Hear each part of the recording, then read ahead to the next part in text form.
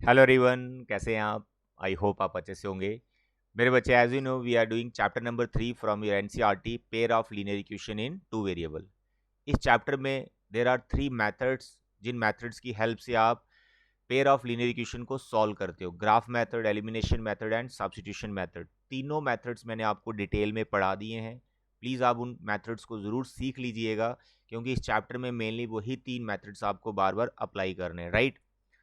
उसके बाद हमारा जो उसका नेक्स्ट टॉपिक था इस चैप्टर का, that is conditions for consistency and inconsistency, right.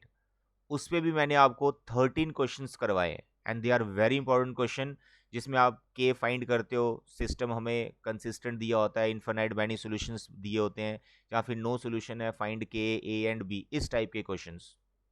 तो लगभग इस चैप्टर में जितने भी कॉन्सेप्ट्स हैं वो मैं सारे सिखा चुका हूँ आपको। तो अब लास्ट इस चैप्टर में बारी है वर्ड प्रॉब्लम की, स्टेटमेंट सम की, जिन्हें आप बोलते हो situational problem.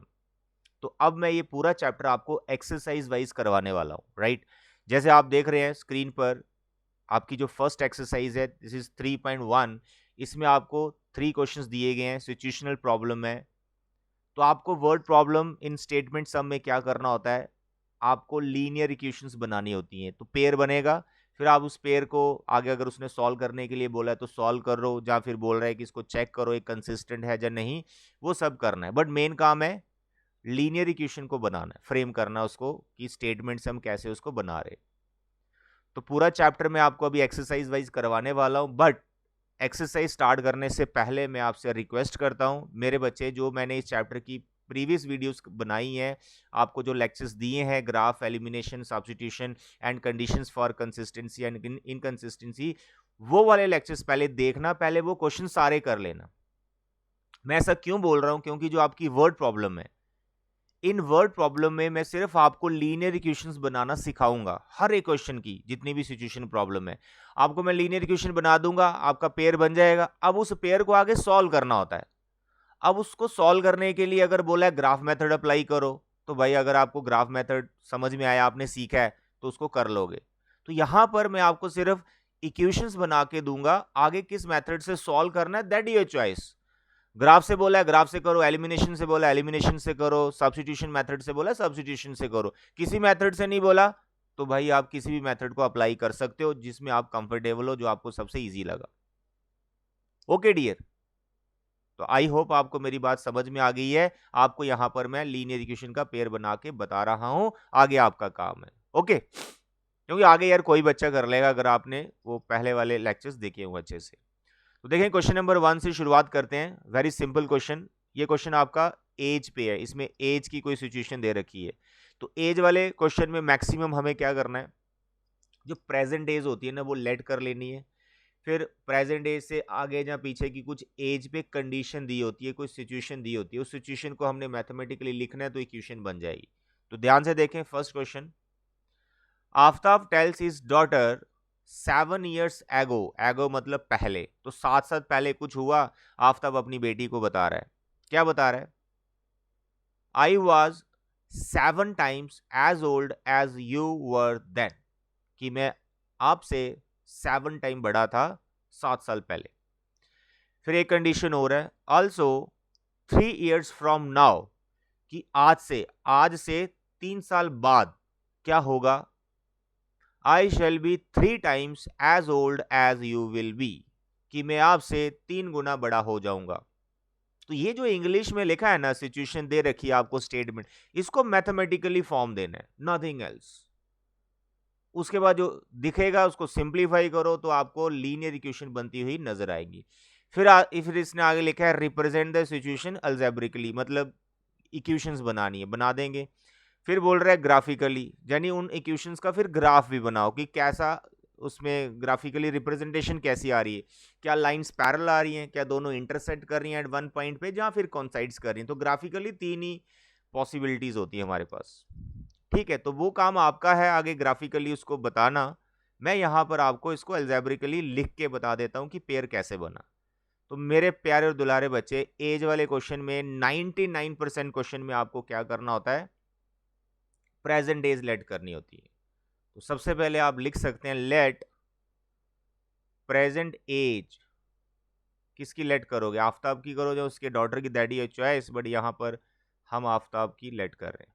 Aftab, let present age of Aftab be x years. आज आफ्ताब जो है एक्स ईयर का है, ठीक है। और इसी तरह से let present age of his daughter, present age of his daughter be y years. भाई ये आपने सबसे पहले लेट करना होता है। 99% जो क्वेश्चन आपके ये एज वाले होते हैं। इसके बाद देयर आर टू कंडीशंस, तो उनको आप लिखेंगे। फिर आप लिखें अकॉर्डिंग टू फर्स्ट कंडीशन, ऐसा एग्जाम में पूरा लिखें, स्टेटमेंट अच्छा रहता है। तो फर्स्ट कंडीशन क्या कह रही है? फर्स्ट कंडीशन क्या कह रही है कि 7 साल पहले क्या हुआ? अकॉर्डिंग टू फर्स्ट कंडीशन 7 साल पहले क्या हुआ? 7 years ago I was 7 times as old as you were।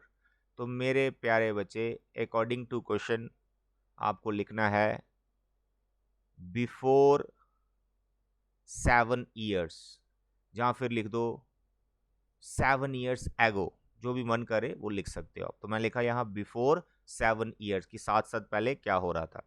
7 साल पहले ये हो रहा था, Aftab age is equal to 7 times his daughter's age। ये हो रहा था 7 साल पहले, ठीक है। अब यहां पर बड़ा ध्यान देना आपको, जब मैं यहां लिखूंगा ना आफ्ताब एज, तो भाई एक्स मत लिख देना, क्योंकि मैंने यहां पर देखो कंडीशन क्या बना दी। किस कंडीशन पर है ये, मतलब कौन सी एज पे ये कंडीशन है? 7 साल पहले की एज पर कंडीशन है। तो भाई यहां पर जो आफ्ताब की एज लिखनी है ना, 7 साल पहले की लिखनी है, प्रेजेंट मत लिख देना। यही पंगा फंसता है आपको, यही पंगा करते हो। तो बच्चे यहां पर आपको लिखना है x माइनस 7, क्योंकि आज अगर आपकी एज x है तो 7 साल पहले कितनी होगी? 7 माइनस कर दो उसमें से, very simple. 7 times his daughter's as, तो यहां भी जो डॉटर की एज लिखनी है प्रेजेंट वाली नहीं लिखनी है, 7 साल पहले की लिखनी है, क्योंकि बात जो सुनाई जा रही है उसको कि ऐसा हुआ था 7 साल पहले, ऐसी कंडीशन थी। तो यहां पर आपको लिखना है y माइनस 7। तो मेरे प्यारे और दुलारे बच्चे, जो अंग्रेजी, जो इंग्लिश यहाँ क्वेश्चन में लिखी थी, उसको मैंने मैथमेटिकली यहाँ पर उतार दिया है। इसको सिंप्लीफाई करो, आपको एक लीनियर इक्वेशन बने मिलेगी, वो आपकी फर्स्ट लीनियर इक्वेशन हो जाएगी, ठीक है। 7 बाय ये 49 हो गया। x वाली टर्म और y वाली टर्म एक तरफ ले जाओ, कांस्टेंट टर्म दूसरी तरफ ले जाओ, तो आप यहाँ पर देखेंगे x minus 7y is equal to 42। अब मुझे ये बताओ, सच सच बताओ, आपको समझ में आया? यस सर, समझ में आ गया। चलिए बस ऐसा ही है। अब आपको दूसरी कंडीशन लिखना है, अकॉर्डिंग टू सेकंड कंडीशन। मेरे बच्चे, सेकंड कंडीशन किस एज पे है? Just tell me. देखो 3 years फ्रॉम नाउ, 3 साल बाद की बात हो रही है, तो यहां पर आपको लिखना है आफ्टर 3 years, आफ्टर 3 years। तो क्या हुआ 3 साल के बाद? क्या बता रहा है आफ्ताब अपनी बेटी को कि 3 साल बाद क्या हो जाएगा? कह रहा I shall be 3 times as old as you will be. मेरे प्यारे और दुलारे बच्चे, यहां पर आपको लिखना है Aftab's age is equal to 3 times his daughter's age. पहले ये इंग्लिश में लिखो, ठीक है, उसके बाद इसको मैथमेटिकली उतार दो, हिज डॉटर्स एज। तो आफ्ताब की एज कितनी होगी 3 साल के बाद? बताओ 3 साल के बाद आफ्ताब की एज कितनी होगी? अरे भाई आज वो x है, तो 3 साल बाद कितना आ जाएगा? x प्लस 3, ठीक है। 3 टाइम हिज डॉटर एज, इसकी डॉटर की एज आज y है, तो 3 साल बाद जाएगी y प्लस 3। इसको आप सिंप्लीफाई करोगे, just simplify and make the linear equation. x plus 3 it is 3y plus 9, x plus 3y minus हो जाएगा यहाँ, जस्ट अ मिनट, y को इधर ट्रांसफर किया, माइनस एंड 9 3 उधर गया, तो it is x minus 3y is equal to 6। बच्चे ये जो दो इक्वेशंस मैंने बना दी हैं, क्या आप इन दोनों इक्वेशंस को एक साथ लिखने के बाद सॉल्व कर लोगे? बिल्कुल कर लेंगे। x minus 7y is equal to 42 minus का and x minus 3y is equal to 6। तो ये पेयर मैंने बना दिया है। मेरा भी इतना ही काम है, क्योंकि इस पेयर को कैसे सॉल्व करते हैं सारे मेथड्स मैंने सिखा दिए। ठीक है, तो भाई आगे आपका काम है इसका ग्राफ बना लेना, क्योंकि उसने ग्राफिकली बोला हुआ है इस क्वेश्चन के अंदर। अभी हम बढ़ेंगे क्वेश्चन नंबर 2 की तरफ, जो कि बहुत ज्यादा सिंपल क्वेश्चन है। The coach of a cricket team, the coach of a cricket team buys 3 bats and 6 balls 3900। भाई 3 बैट उसने खरीदे और 6 बॉल्स खरीदी, उसके कितने पैसे खर्च हो गए 3900। लेटर बाद में उसने क्या किया, बाइज अनदर बैट बोले एक ही बैट खरीदा, एंड 3 मोर बॉल्स 3 बॉल्स और खरीदी, और इसमें उसके अलग से पैसे खर्च हो गए 1300। बताइए यार, अल्जेब्रिकली और ग्राफिकली इसको रिप्रेजेंट करो। ग्राफिकली ज्योमेट्रिकली मतलब ग्राफ बनाना है। तो यहाँ बैट और बॉल के कुछ पैसों की बात हो रही है, कितने के आए, तो आपको यहाँ पर इनकी कॉस्ट लेट कर लेनी है। You just write let cost of one bat, एक बैट की कॉस्ट एक्स ईयर्स नहीं sorry rupees, x rupees, and the cost of one ball be rupees y. तो बैट और बॉल की हमने कॉस्ट लेट कर ली एक एक की। अब बनाओ conditions according to first condition. क्या हुआ था फर्स्ट कंडीशन में, बताइए। फर्स्ट कंडीशन में 3 बैट्स लिए 6 बॉल्स ली, 3900 खर्च हुआ। 3 बैट्स 6 बॉल्स, तो मेरे बचे 3 बैट्स 3 बैट्स, तो 3x, यानी एक बैट अगर x का है तो 3 खरीदे ना, तो 3x हो गया। जैसे एक पेन 5 रुपए का है तो 3 पेन कितने हुए 3 इंटू 5, बस ऐसे कर रहे हैं। इसमें प्लस कर देंगे आप 6 into y. Sir 6 into y क्यों करोगे, 6 इंटू वाई हम इसलिए करेंगे कि एक बॉल की कॉस्ट कितनी है वाई, तो बॉल्स कितनी खरीदी उसने 6, तो 6 वाई। इनको प्लस क्यों किया, क्योंकि टोटल कॉस्ट उसको उसने दे रखी है, तो इनको दोनों को प्लस करेंगे, ये टोटल कॉस्ट है दोनों बैट बॉल्स की, तो यहां पर आएगा 3900